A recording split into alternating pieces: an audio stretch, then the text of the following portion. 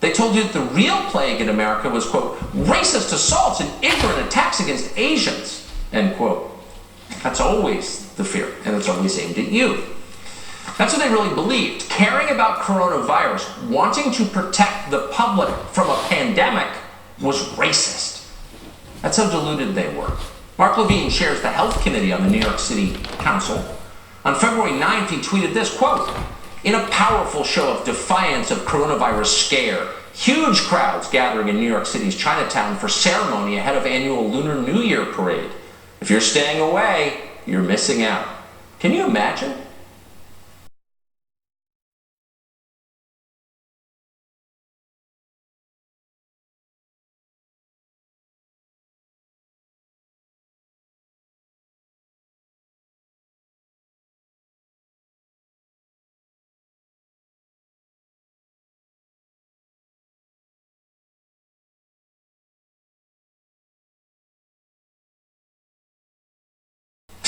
His wokeness took precedence over your life. That same day, New York City Health Commissioner Osiris Barbett tweeted this, quote, today our city is celebrating the Lunar New Year parade in Chinatown. I want to remind everyone to enjoy the parade and not change any plans due to misinformation spreading about coronavirus. What was that misinformation? That it came from China, that it was dangerous, that you could get hurt by it? Misinformation, said the health director. None of these people cared about you. They didn't care about protecting public health or sharing accurate information. They cared about feeling virtuous. They put their wokeness above your life, as they always do and always will. And because of that, as they still are, they spread lies and talking points meant to advance a totally unrelated agenda of identity politics. Now they're trying to use coronavirus as an excuse to grab even more power. Today, the Washington Post published an article lamenting, complaining that furloughed Facebook employees weren't around to censor opinions they don't like. Another Washington Post column over the weekend demanded that TV channels stop covering the president's daily coronavirus briefings because he criticizes the media and lies. Don't listen to these people. They're the liars. I think that's pretty clear at this point.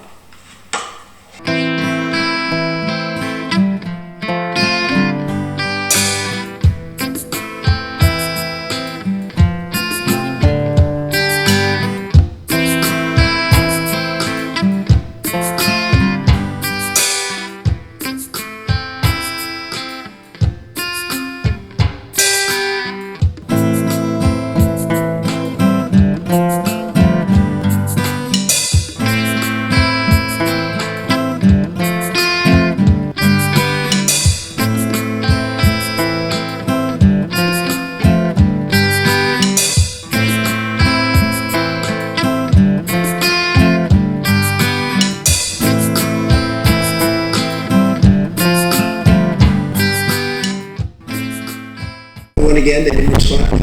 If they went in, they would have been able to tell us, give us a much earlier indication. But we had an early indication. That's why I closed out China. I mean, I felt it was my instinct, but that's why I closed out China at a very early time. Picturing now great instincts, the Chinese response to corona. Frankly, we don't know if the number of cases of the virus have truly leveled off in China.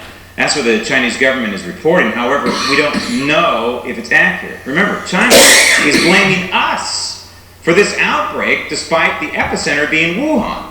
And that city, it's not simply all about the virus and a corona research facility. Wuhan is also the epicenter for a new wave of anti-government sentiment. Joining me now from Bedminster, New Jersey, columnist, author, and geopolitical analyst Gordon Chang. Gordon, the people of Wuhan, at this moment in time, and maybe for many years even prior to this outbreak, realized that the real virus, I think you've written about this, that the real virus is not this thing that's traveling around the globe right now, but the real virus is the Chinese Communist government. Yes, certainly. And we saw this after the death of one of the so-called Wuhan 8 doctors who were whistleblowers. And one of them, Dr. Li Wenliang, on February 7th died, and that created outrage across social media platforms in China, but especially in Wuhan itself. You know, people there start to say, we need fundamental political reform, we need freedom of speech, People in China started to sing that song from Les Miserables.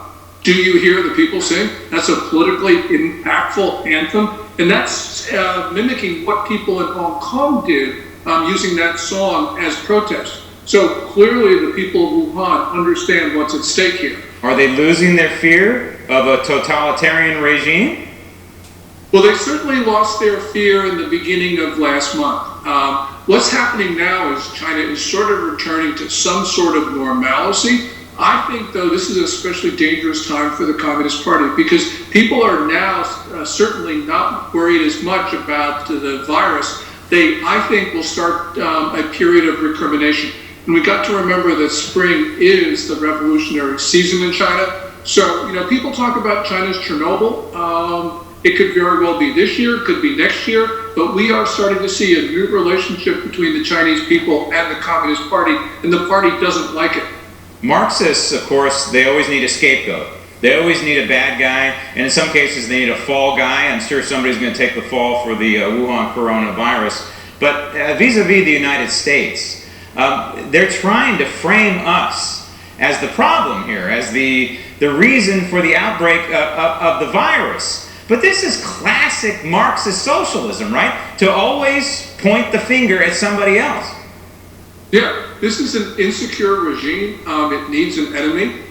Even in good times, it's identified the U.S. as its adversary. Last May, for instance, People's Daily, the most authoritative publication in China, ran a piece that declared a quote-unquote people's war on the U.S. But as we saw on the 12th of this month, as a foreign ministry spokesman said, patient zero was in the U.S. and that the U.S. Army brought the virus to Wuhan, intimating germ warfare. So we got to understand that it's an inherently hostile system. And by the way, that was not just an isolated comment. This has been comments we've heard from the foreign ministry since about February 5 or February 6. And do you believe that this was organic? And what I mean by that the virus originated organically? Or do you believe that it emanated from the bio facility there in Wuhan? Or was it maybe a combination of both, meaning possibly one of the animals that they tested upon got into the mainstream?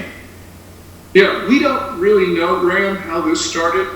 So until China allows virologists into Wuhan to study this, both of those possibilities have to be considered. We do know a couple of things, and that is SARS, the 2002-2003 epidemic, started naturally, but the epidemic itself was fueled by 3 accidental releases from a bio lab. So, as you point out, this could very well be a similar instance. It's interesting. I would imagine, I only have about 10 seconds left, Gordon, but I would imagine the fact that the president keeps calling this the Chinese virus is driving the communist Chinese absolutely nuts, because we know the president is launching his own PR campaign, if you will. Yes, and it's necessary to defend us. You know, people have said all sorts of things about the president's comments, but his comments, those of the vice president, those of the secretary of state, are absolutely necessary to make clear that this is not an American virus. This came from China. And I'm glad the president has been saying those things. And that's why in this program we identified as the Wuhan coronavirus. Gordon Chang, thank you.